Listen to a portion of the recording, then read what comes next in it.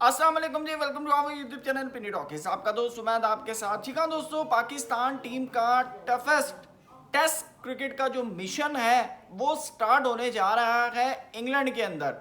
और आपको बताऊं कि इंग्लैंड ने अपना टफ जो टेस्ट का स्क्वाड है वो अगेंस्ट पाकिस्तान अनाउंस किया है। और सबसे हैरान कौन, ये इंग्लैंड का वो स्क्वाड है जो बेन स्टोक्स के बाद पहली दफा नए कप्तान की कप्तानी में मैदान में उतरेगा। लेकिन दूसरी तरफ पाकिस्तान टीम ने वेस्ट इंडीज के अगेंस्ट जो हिकमत अमली अपनाई है, जो स्ट्रेटजी अपनाई है, जो पिच को रीड की है, उसके हवाले से भी बात ज़रूर करेंगे। और पाकिस्तान को इंग्लैंड के अंदर प्लेइंग 11 के अंदर क्या क्या चैलेंजेस फेस करने पड़ रहे हैं वो भी आपको बताएंगे। और साथ पाकिस्तान के फॉर्मर प्लेयर्स ने पाकिस्तान टीम की स्ट्रैटेजी को जी हाँ प्रेस किया है। शाहिद खान अफरीदी हो गए, रमीज राजा हो गए, सलमान बट हो गए, जी हाँ वो भी आपके साथ डिस्कस करेंगे। चैनल में नए आए हैं तो इसको सब्सक्राइब जरूर करें, वीडियो पसंद आए तो लाइक भी करें और कमेंट सेक्शन में अपनी कीमती राय से जरूर आगाह कीजिएगा।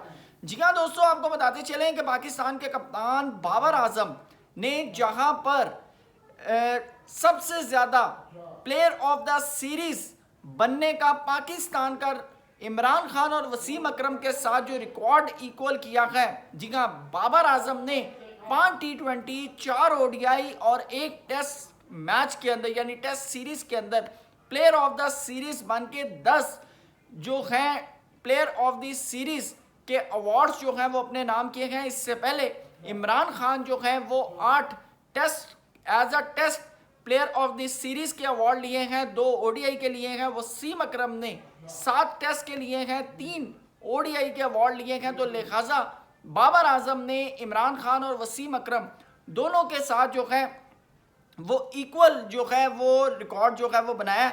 दूसरी तरफ आपको बताते चलें कि अवे सीरीज के अंदर जी हाँ 12 मैच के अंदर 9 विक्ट्रीज हासिल करके बाबर आजम जो है वो सक्सेसफुल टेस्ट कैप्टन जो हैं वो बन चुके हैं। ये बहुत बड़ी बात है कि 2023 के अंदर आखिरी हमने अवे सीरीज जीती थी और उसके बाद हम यानी कि 2023 के बाद 3 साल के बाद जाकर हमने अवे सीरीज के अंदर टेस्ट मैच जीता। उसके अलावा हमने कोई टेस्ट मैच नहीं जीता। आप देखें बांग्लादेश के अंदर भी हम वाइट वॉश हो गया, यानी कि बड़ा बुरा हाल था। दूसरी तरफ बाबर आजम से सवाल किया गया स्पिन बॉलिंग के हवाले से, क्योंकि बाबर आजम पिछले कुछ टाइम से अगेंस्ट स्पिनर फ्लॉप हुए और उनके ऊपर काफ़ी क्रिटिसिज्म हुआ। लेकिन साथ ही बाबर आजम ने सबसे पहले जो क्रेडिट दिया इस जीत का वो उस होने वाले कैंप को दिया जो इस टेस्ट सीरीज से पहले NCA के अंदर लगाया गया था। बाबर आजम ने बताया कि हमने ट्रेनिंग के अंदर सबसे ज़्यादा अगर किसी को फेस किया है तो वो स्पिनर्स थे। फास्ट बॉलर से ज़्यादा इस दफ़ा स्पिनर्स के ऊपर जो है वो मेहनत की गई है, स्पिनर्स के साथ जो है वो प्रैक्टिस की गई है, क्योंकि ये जानते थे बाबर आजम कि उनकी बेसिकली प्रॉब्लम क्या है। आप अंदाज़ा लगाएं ना कि एक वक्त में T20 के अंदर इसी साल के अंदर माइक हैसन कहते हैं कि भाई ये स्पिनर्स को नहीं खेल सकता, और अब बाबर आजम ने बड़ा ज़बरदस्त किस्म का जो है वो टैकल किया है। सेकंड, बाबर आजम से अब्दुल्ला शफीक के हवाले से पूछा गया कि भाई आपने एकदम लाकर उनको टेस्ट के अंदर खड़ा कर दिया, क्या वो नर्वस नहीं थे? उन्होंने कहा नहीं, वो बिल्कुल कॉन्फिडेंट थे, बल्कि मैं हैरान था कि एकदम बंदा आया और आकर खेला। और लेकिन उससे पहले जो अब्दुल्ला हैं वो बाकायदा तौर पर पाकिस्तान के डोमेस्टिक स्ट्रक्चर के साथ जुड़े हुए हैं। बल्कि अब्दुल्ला ने खुद ये बात की कि मैं पिछले 1 साल से जो था वो इंतज़ार कर रहा था कि भाई मुझे मौका कब मिलेगा, क्योंकि मैं 1 साल से जो है डोमेस्टिक के अंदर परफॉर्म कर रहा था। और आप अंदाज़ा लगाएं कि एकदम जो है उनको ऐसी जो हमारी लीग्स होती हैं वहाँ से उठाया और उठाकर पाकिस्तान के अंदर वो बेसिकली वेस्ट इंडीज़ के अंदर ही लीग खेलने गए हुए थे। लेकिन यह है कि पाकिस्तान क्रिकेट बोर्ड ने अच्छा डिसीजन लिया शान मसूद की गैर मौजूदगी में। मेरे ख्याल से इससे बेस्ट अपॉर्चुनिटी कोई नहीं थी। लेकिन अब पाकिस्तान के लिए भी एक मसला बन गया, क्योंकि आपके पास एक पोजीशन के 2 प्लेयर हैं, वो आगे चलकर मैं आपको बताऊंगा। लेकिन साथ ही जो बाबर आजम है उन्होंने मोहम्मद अब्बास के हवाले से कहा, उन्होंने कहा जब हमने मोहम्मद अब्बास को ड्रॉप किया तो हमें पता था क्रिटिसिज्म आएगा, और क्रिटिसिज्म आया कि एक पहले टेस्ट मैच के अंदर आप बुरी तरह हारे हैं, आपके एक मेन बॉलर ने 8 विकेटें ली और आप उसको ही ड्रॉप कर रहे हैं। तो उन्होंने कहा कि हमें पता था, लेकिन हमने जो पिच को रीड किया वो बड़ा ज़बरदस्त किस्म का किया, और इसको वाकई ही लोग प्रेस करते, क्योंकि बकौल मेरे मैं खुद ये बात कर रहा था कि यार ये क्या कर रहे हो, ये क्या कर रहे हो, तुम्हें वो फास्ट बॉलिंग ट्रैक के ऊपर फंसा कर मार रहे हैं, तुम स्पिनर डाल रहे हो। तो उन्होंने कहा कि ये हमारी स्ट्रेटजी थी और हमें अपनी स्ट्रेटजी के ऊपर फुल कॉन्फिडेंट था और हम कॉन्फिडेंट थे, जिसकी वजह से हमें यह फ़ायदा हुआ है। बहरहाल ये एक बड़ी अच्छा की पॉइंट था पाकिस्तान टीम का। लेकिन दूसरी तरफ शाहिद खान अफरीदी ने जो है पाकिस्तान टीम को इस ब्रिलियंट जीत के ऊपर उन्होंने मुबारकबाद दी है। अब्दुल्ला शफीक हो गए, हमारे साजिद खान हो गए, अली उस्मान हो गए और ख़ास तौर पर बाबर आजम को उन्होंने साथ कहा है कि भाई ये जो जीतना होता है ना, ये आपको बूस्टअप देता है। और बाबर आजम भी ये बात करें कि जीतने के बाद आप मोटिवेट हो जाते हैं, आपको नेक्स्ट जो सीरीज़ होती है ना उसके खेलने के लिए आपके शोल्डर्स जो होते हैं वो आप होते हैं कि भाई हम जीत के आ रहे हैं। आपको अपनी स्ट्रेटजीज बनाने के लिए ना ज़्यादा मुश्किलात नहीं आती। जब आप हारते हैं ना, आपको पता है यार ये प्लान फ्लॉप हो गया, ये प्लान फ्लॉप हो गया, अब क्या करें। जब आप जीत रहे होते हैं ना तो आपने उस प्लान को मज़ीद बेहतर करना होता है। तो ये आपको जो है एक बड़ी आपको बेनिफिट होता है। बहरहाल अब जो इंग्लैंड के अंदर पाकिस्तान ने पहला टेस्ट मैच खेलना है लीड्स के अंदर, जो 19 से 23 अगस्त के दरमियान खेला जाएगा। दूसरा टेस्ट मैच 27 से 31 अगस्त और तीसरा टेस्ट मैच जो है 9 से 13 सितंबर के दौरान। लेकिन जो इंग्लैंड ने जो स्क्वाड अनाउंस किया गया बेन स्टोक्स के बाद, जॉय रूट की कप्तानी में, Joe Root, Jofra Archer, Gus Atkinson, Shoaib Bashir, Harry Brook, Brydon Carse, Sam Cook, Jordan Cox, Ben Duckett, Matthew Fisher, Emilio Gay, उसके बाद डॉन लॉरेंस, उसके बाद Ollie Pope, Ollie Robinson, James Smith, Josh Tongue. तो ये जो है इन्होंने स्क्वाड जो है अनाउंस किया है। लेकिन अब पाकिस्तान के लिए एक सबसे बड़ी जो मुश्किलात आ रही हैं वो ये आ रही हैं कि लीड्स के अंदर पाकिस्तान जाएगा मेन 4 फास्ट बॉलर्स के साथ, जिसके अंदर मोहम्मद अब्बास, आपके खुरम शहजाद, मोहम्मद अली, चौथे उबैद शाह या फिर आमिर जमाल।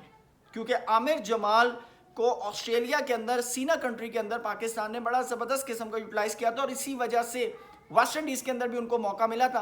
लेकिन अनफॉर्चुनेटली वेस्ट इंडीज़ के अंदर आमिर जमाल का वो कट काट, वो बॉलिंग जो है वो नज़र नहीं आई। लेकिन आपको एक और चीज़ मैं बताता चलूँ कि जिस तरह का रोल साजिद खान ने इस टेस्ट के अंदर अपनाया है या उन्होंने दिया है, क्या आपके ये 4 फास्ट बॉलर्स वो रोल कर सकते हैं?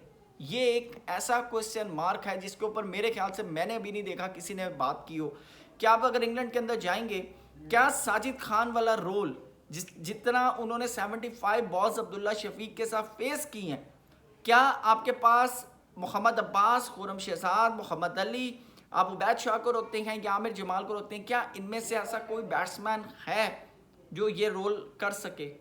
क्योंकि ऑस्ट्रेलिया के अंदर भी आमिर जमाल ने जो रन्स किए थे वहाँ पे उन्होंने हिट किया था, रोका नहीं था, ये ज़हन में रखिएगा। सेकंड, पाकिस्तान को बैटिंग के अंदर जो इस वक्त सबसे बड़ा चैलेंज फेस करना पड़ेगा वो करना पड़ेगा शान मसूद और अब्दुल्ला शफीक, दोनों 1 डाउन आते हैं। अब क्या पाकिस्तान टीम जो है वो दोनों को खिलाएगी? मोस्ट प्रॉबली मुझे उम्मीद है कि शान मसूद इंग्लैंड वाले टेस्ट तक फुल रिकवर कर जाएंगे। लेकिन उसके बाद सेकंड है कि क्या हमें ओपनिंग में से हटाना पड़ेगा? अगर हम ओपनिंग में से हटाते हैं, क्या जान अवैस या फिर इमामुल हक को हटाएंगे? क्योंकि इमामुल हक के ऊपर काफ़ी ज़्यादा क्रिटिसिज्म हुआ है। 66 रन की इनिंग के बाद इमामुल हक ने कोई खातर ख्वाह जो है वो बल्लेबाजी नहीं की, जबकि अजान अवैस जो है पहले टेस्ट मैच के अंदर नहीं लेकिन सेकंड टेस्ट मैच के अंदर उन्होंने अच्छी परफॉर्मेंस दिखाई है, 50 भी की है।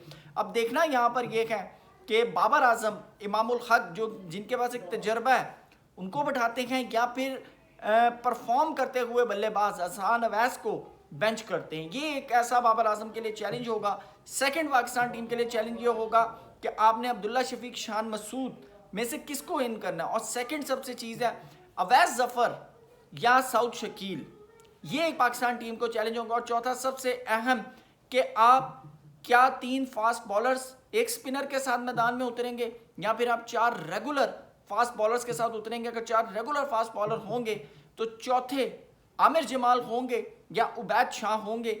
ये चीज़ें जो हैं ये पिच को देखकर, कंडीशंस को देखकर एवेलुएट करके मैदान में उतरा जाएगा पाकिस्तान टीम की तरफ से। लेकिन ये वो चैलेंजेस हैं जो पाकिस्तान की प्लेइंग 11 बनाते हुए पाकिस्तान के सेलेक्टर्स को, पाकिस्तान के कोच को, पाकिस्तान के कप्तान को, क्योंकि तीनों ही वहाँ मौजूद हैं, सामने आएंगे। सेकंड चीज़ ये है कि ये तमाम चैलेंजेस तब आपके इजीली करेक्ट होंगे, आप इसको इजीली आप इसको इजीली सेट कर सकेंगे जब आप सही तरीके से पिच को रीड कर सकेंगे। दोस्तों इस सारे मैटर के ऊपर आपकी क्या राय है कमेंट सेक्शन में जरूर बताइएगा। थैंक यू सो मच, अल्लाह हाफिज़।